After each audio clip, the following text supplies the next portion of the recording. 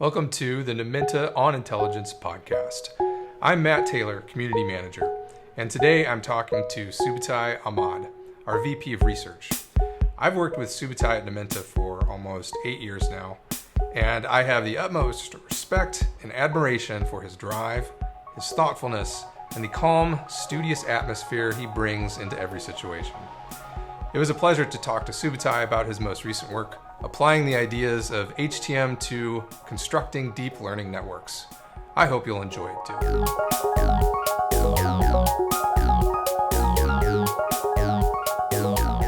Okay. Hi, Subutai. Thanks for joining me. I had some questions for you about what you've been working on in the domain of sparse representations in machine learning. Sure. Happy to be here. One of the first question I've been getting recently on Twitter especially is, why are we looking at deep learning?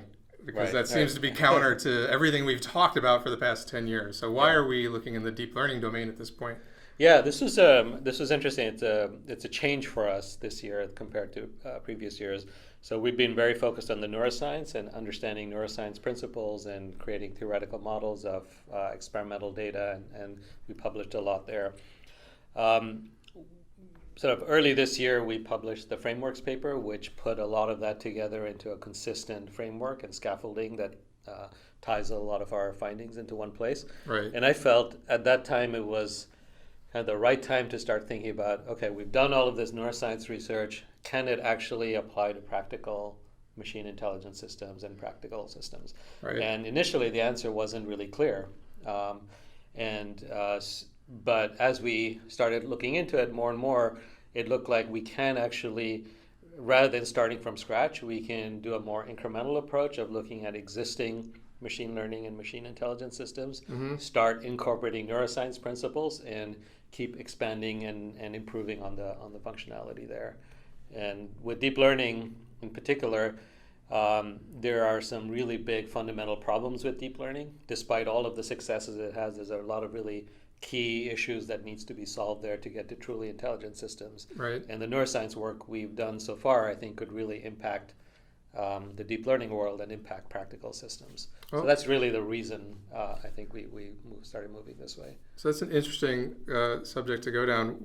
Can you talk about some of these inherent problems in deep learning and what types of things that we see in neuroscience can help in those situations? Yeah, and these are, everything I'm going to say is sort of generally acknowledged within the field as well. But there are sort of, deep learning has been incredibly successful. Yeah. But it's nowhere near the capability of human intelligence, which we think of as being extremely flexible and dynamic. Well, voice recognition is really good, yeah, but voice understanding is really still very bad. Yeah. And so some of these things would be, and we've talked about these for a long time, but the idea that systems should be continuously learning. Today's deep learning systems are very static and rigid. You train them and then that's it. They're actually not really learning systems. They're trained and then they're static. We used to call them online. They're not online. They're not online. Continuous. People try hacks or ways to batch train them or get them to train at certain intervals, but that doesn't address the underlying problem, which is it doesn't like in our brains, our synapses are constantly updating as we learn with every time step, right? Yeah, exactly. And in the deep learning context, this is an active area of research in the deep learning world. They have this thing called catastrophic forgetting, where as you learn new things, it's very easy to forget the old stuff unless you really pay special attention to it. But from the neuroscience stuff we've done, continuous learning is relatively straightforward. And we've shown this in different isolated settings in the past. If you have really sparse representations and a better neuron model and a predictive learning system, you can learn continuously without forgetting the old stuff. And the neuroscience, as far as the synapses and that the neuron level, that's been well known for a long time about how those things learn. Exactly, yeah. And more is being learned all the time there. Yeah. Another big thing is robustness. So neural networks are known, and deep learning systems are known to be very fragile and sensitive. If you start adding noise or other things, their accuracy drops quite a bit. Adversarial attacks. Adversarial attacks is sort of the extreme example of that. Yeah. But we know the human brain is not as sensitive as these networks are. Right. And what we can show is that if you have really high dimensional sparse representations, those networks can also be a lot more stable against noise than dense systems. So let's talk about that. That's Yeah. one of the topics I wanted to kind of break apart. The idea of high dimensionality is one, because that's a topic on itself. Yeah. And then the sparseness within there. I think it's hard for some people to think about dimensionality from a mathematical perspective, because we're always living and breathing in 3 dimensions, through time. But when we talk about high dimensionality in deep learning or in sort of neural networks, what does that really sort of mean? Like, if you take an image, how many dimensions does one image have? Yeah. So in the dimensionality, what we're talking about is the dimensionality of the vectors that are at play. And so if you think about a neural network, you have a bunch of neurons or units that are projecting to another set of neurons. And so you have at any point in time, you have a vector of activity. And if you have 10,000 neurons, then that's a 10,000 dimensional vector. Right. And it's feeding into another neuron, another layer that has another represented by another big vector. Right. So these neurons in our brains and in deep networks are trying to judge somehow some activity across this huge amount of space, this huge space. That's right. Yeah. So we might be living in a 3-dimensional world, but the information that's actually in these neural networks in these incredibly high-dimensional spaces, just and that's what it operates thousands under. and thousands. Yeah, exactly. And so, why does sparsity help? That's really what we're trying to nail down. Why does it help to make a deep network sparse? Yeah. So, from a robustness standpoint, what we can say is that if you have, what does robustness mean, and what does kind of stability mean in this context? If you add noise into the input, you want the output of the layer to not change much, to be pretty stable and insensitive to the noise that's coming in. Right. And what happens with dense networks is if you change something in one place, it affects everything there. Whereas with sparse networks, because you have mostly zeros, changes in one place tend not to affect the representation as much. Right. And so this is a case where if you have a vector of outputs, mostly they're zeros, but you have some non-zeros, and your connectivity or the weight matrix is also sparse, then changes in the input are going to have very little impact on changes in the output under certain conditions. Right. And that's and the main reason is mostly these things are zero, and so most of the time it's only a small subset or small clusters of points that are really impacting one another. Is it a stabilizing effect on the whole network, sort of? Yeah, I think so. As long as you're in the right kind of mathematical regime that's dictated by the equations, then you get representations that are incredibly stable and incredibly resistant to interference from random stuff going on. Right. Yeah. So can we talk about the idea of sparse? We're really in the realm of deep learning now. We're going to get there in this podcast. So can we talk about the difference between the connections between layers? We can just talk about hidden layers, because it's there's a generic way to apply sparsity, right? Yeah. To connections and then to activations. Can you break that apart for us? Yeah. So there's 2 sets of vectors really that we're talking about. One is the vector of activations. So at any point in time, what is the output of a given neuron? And the output of all the neurons in a layer can be represented as a vector. Right. Then that layer projects to another layer, and if you look at one of the layers in one of the units in the destination layer, there's another vector of weights that indicates what the connection is to each of these input layers. Right. And so when you have an input and you want to find an output of one of these units, you do a vector multiplication or a dot product. Right. Between the weights and the activations, and that gives you the output. Right. So there's 2 places you can be sparse. You can be sparse in the activations. So maybe most of these units are 0 in the incoming layer, or the weights themselves could be sparse. So that means most of the connections are actually 0. Only a small number are connected. So because if it's 0, there's nothing to multiply. That's right. Yeah. Right. Yeah. And if weight value is 0, it doesn't matter what the input value is for that unit. It's not going to have any impact on the output. And so that's sort of going back to the neuroscience. That's an idea from neuroscience, right? Yeah. Could you talk about that a bit? Yeah, so it's in the neocortex, where it's known for a long time that the neocortex is extremely sparse in just about every way you can imagine. Yeah. There are more ways than these two, actually. Yeah. So the neocortex, the activity of neurons at any point in time is extremely sparse. So as I'm talking to you and you're talking to me, the neurons in my neocortex are firing, but typically it'll be less than 2% of the neurons at any point in time are firing. And Right. quite often it's significantly less than 1%. For the most part, no matter what's sort of happening in your environment, That's right. It's always stable. It's always it's always sparse. Sparse. It could be moving around, but at any Yeah. point in time, it's really sparse. Right. And so that is incredible levels of sparsity. It's more than 99% of the neurons at any point in time are silent. And this deep learning systems are not like that. Right. They're very dense. Right? They're very dense. The other side of it is that if you look at the connections and the synapses from one layer to another, Right. And if you look at the projections, those are also extremely sparse. Yeah. Most of the connections that could exist don't exist. Yeah. You think about one neuron and all of its dendrites and all Yeah. of the thousands and thousands of synapses across all those dendrites.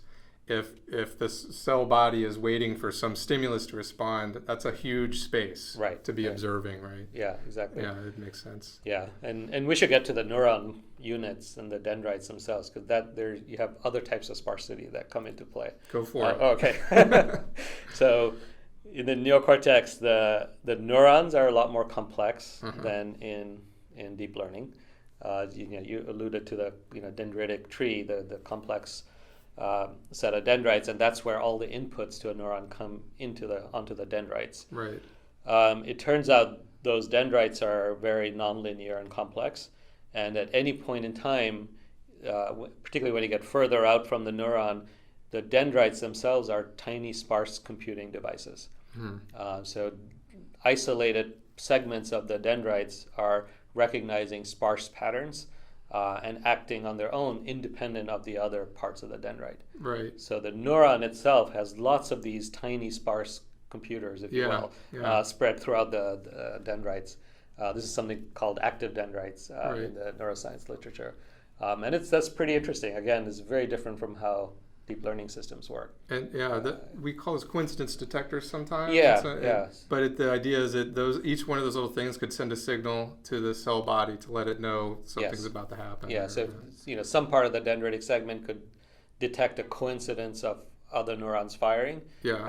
And that's a sparse pattern that's coming in, and it could then initiate a dendritic spike. So I don't want to go off on a tangent, but how could we apply that idea to deep networks? Yeah, so I think that's something we're looking into. I think that's going to be key to doing continuous learning. Right. Because you take two properties together. One is that these sparse vectors are very unlikely to interfere with one another. Right. They're robust. They're very robust. If you have a random sparse pattern, it's very likely to collide with another random sparse pattern. Unlikely to. Very unlikely to, thank you. Yeah. And so you have that. So sparse patterns don't interfere with one another. And then you get to these dendritic trees, and each one is independently computing these sparse patterns. Right. Because the neuron is continuously learning, it can learn new patterns dynamically in different parts of the dendritic tree without affecting the other sparse patterns. Right. Because they're independent, and mathematically they're unlikely to interfere with one another. Right. Highly unlikely. And so you can have a continuously learning system that avoids this catastrophic forgetting problem. Right. You could just be adding new synapses and new things to one part of the neuron without affecting the other parts of the neuron. Yeah, and potentially the old learning could be applicable to the new space even. Yeah, exactly. Yeah. If there's a close match, it's going to be very applicable because it's highly unlikely to happen by chance. And so you would learn that, but most of the time you'd be learning other things. Right. And this allows you to do hopefully some sort of continuous learning really in a really stable way. It gets rid of the brittleness we talked about in deep Yeah. learning weights, where you change the weights and it could throw everything off. That's right. Yeah. Cool. So that's one of the key principles through which the brain does continuous learning, I think. Great. So was there another type of sparsity you were going to talk about? Yeah. So another type of sparsity would be, so neurons are these independent sparse computing devices. the learning on a neuron is also very sparse. So in a deep learning system, when you learn, every weight gets updated pretty much. Right. But in a neuron, only the little segment that detected the pattern actually gets updated. Right. So the learning happens in a very sparse way on a neuron. Yeah.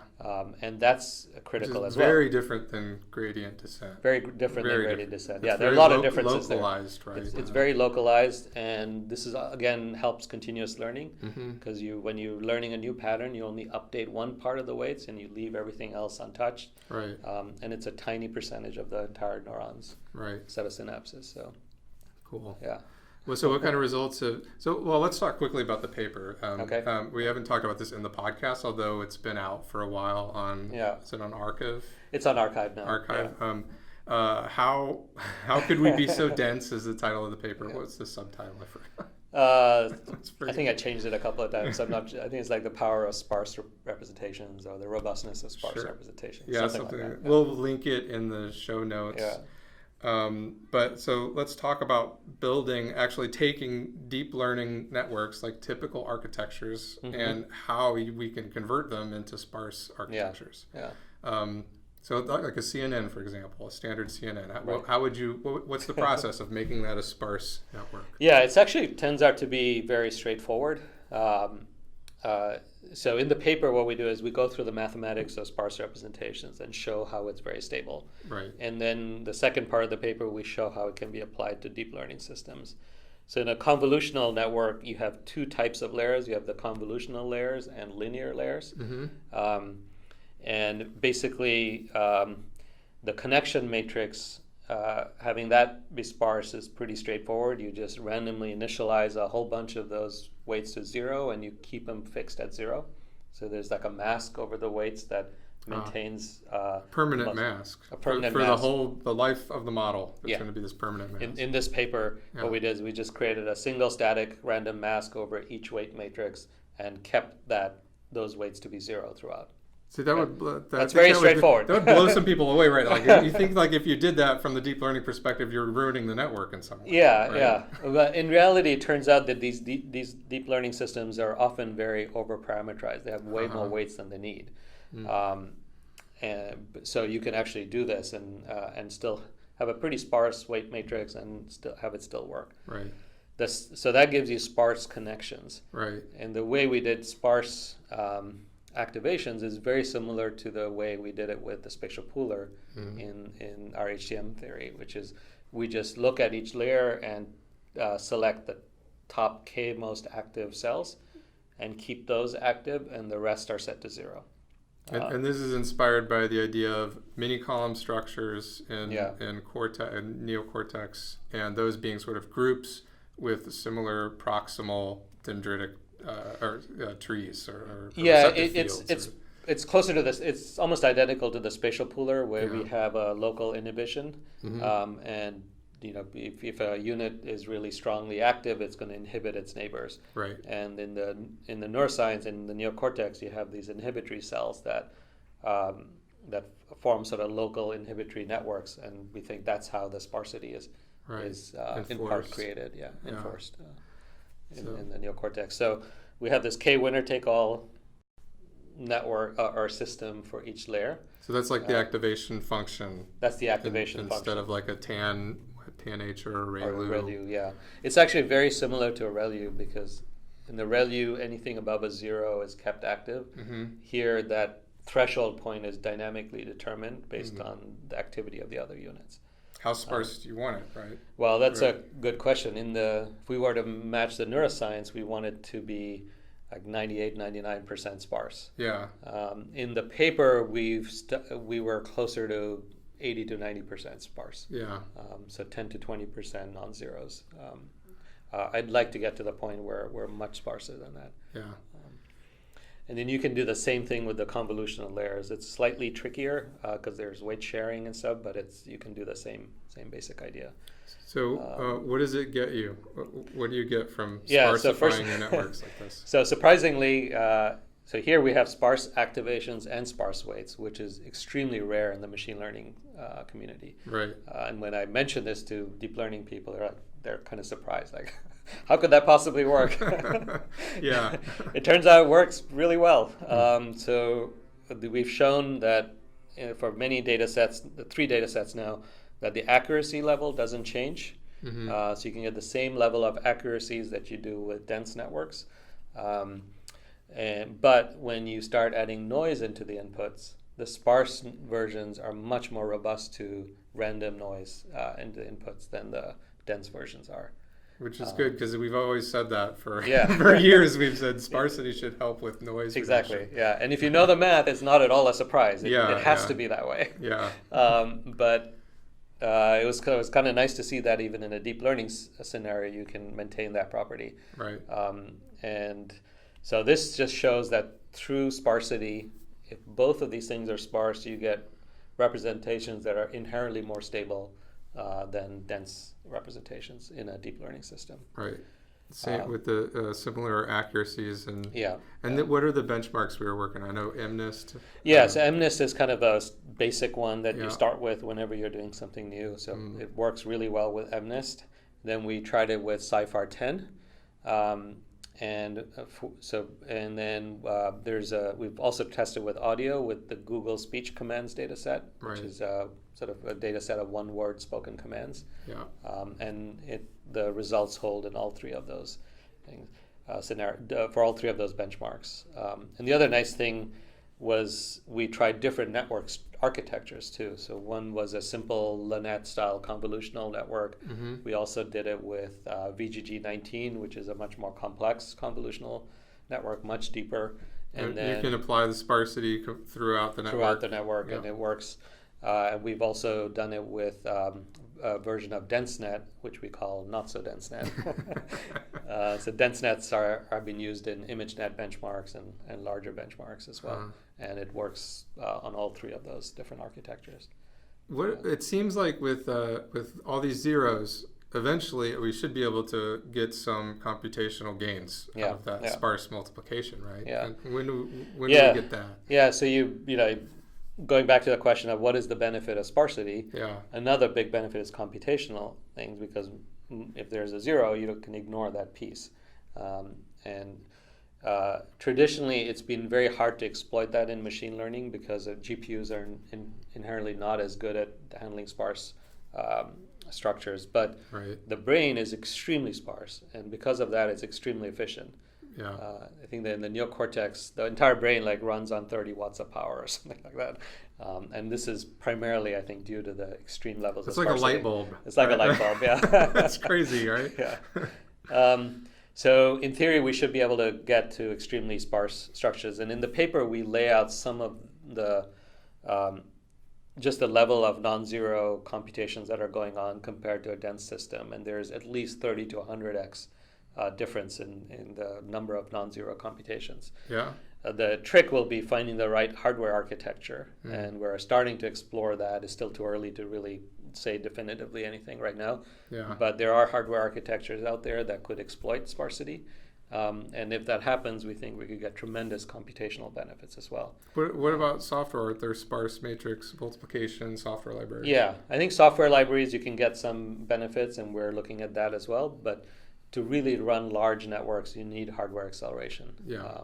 And it's going to be difficult to run really large-scale stuff just on a purely on software. Now, anybody else in the deep learning world focused on sparsity? Is anybody else, would they want hardware that runs sparse calculations efficiently too? I think so. I think there's a bunch of people looking into this already. Yeah. So I think that's nice to see, is that particularly over the last year, I think there's been a resurgence of interest in sparsity. Yeah. So I think our timing is really good. Great.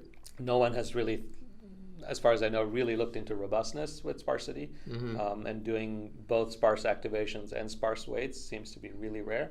But there are definitely a bunch of other labs looking into this as well. Good. Be in good company, hopefully. Yeah. So what's the future of research look like for Numenta right now? Yeah. We're sort of all in on deep learning at the moment. Do you have further plans after you go through sparsity? I know we've talked about continuous learning in the past. What else are you working on? Yeah, so I would say we're not so much focused on deep learning as we're focused on practical machine intelligence systems, and currently deep learning is the best example of that. So in terms of our research roadmap, so sparsity is, you want to start with sparsity. So incorporating sparsity everywhere and showing it's robust and showing it's fast. Those are the first steps. And then continue adding this notion of active dendrites and a more complex neuron model would allow us to think about continuous learning. And then just as we did with HTMs, going to a temporal memory-like structure where you have each layer has its own recurrent set of connections. Right. What this will allow you to do is, again, just like in our old temporal memory, we can not only do continuous learning, but we can do that in an unsupervised manner. So recurrence meaning connection to itself, right? Itself. So one layer having connections to itself, that's temporal memory or sequence memory in HTM. Exactly, yeah. And the way we did it in the HTM, I think, could really apply to deep learning systems as well, which is the system is constantly making predictions about what's about to happen. And then when you get the actual data about what happened, that serves as an error signal, and you can immediately do unsupervised learning on that. And that can be done in a continuous learning setup because you're using sparse representations and these active dendrites. So now all of a sudden you have something that doesn't require as much label training data, can really deal with the streaming sensory inputs, and is constantly learning through these predictions. Would we still be having to apply gradient descent over top of all this as we go? Yeah, that's a great question. In the brain, we don't have a strict backpropagation like structure or learning system. Right. So over time, as our systems become more and more neocortical, I think the need for backpropagation will lessen. So to do this predictive learning, if it's happening at every layer independently, you don't need to do backpropagation as much there. We might still, for a while, have gradients flowing through just because that currently there's no better way to create really scalable systems. Right. But over time, as we learn, as we incorporate more and more principles from the brain in there, hopefully we can get rid of that too. That sounds exciting. So that's when it's not deep learning anymore. Yeah, I guess not. Yeah, exactly. Yeah. It's still neural networks, though. It's still neural networks, and that's fine. I mean, neural networks are supposed to model the brain. Exactly. That was the whole reason they came into being. So well, that's great, Subutai. Anything else you want to talk about while you have this opportunity? No, I think from the external world, you kind of said it seems like, why are we jumping into the deep learning bandwagon? That's really not what we're doing. Yeah. I think we feel very happy about where we are in the neuroscience, and now we're going and picking off all of those pieces, everything we've done there, and start to implement them in practical systems. Right. And I think the timing is right for that, and I'm really excited about it. Right. I think there's a lot of potential there. I do too. Well, thanks for your time, Subutai. We're doing fist bumps thank you. now. Okay. Take care. All right, take care. Thanks for watching. Bye. Okay, great. That went really well. Thanks for listening to the Numenta On Intelligence Podcast. My name is Matt Taylor. I'm the community manager and engineer for Numenta. My guest today was our VP of Research, Subutai Ahmad. If you like this content, you should also check out our YouTube channel.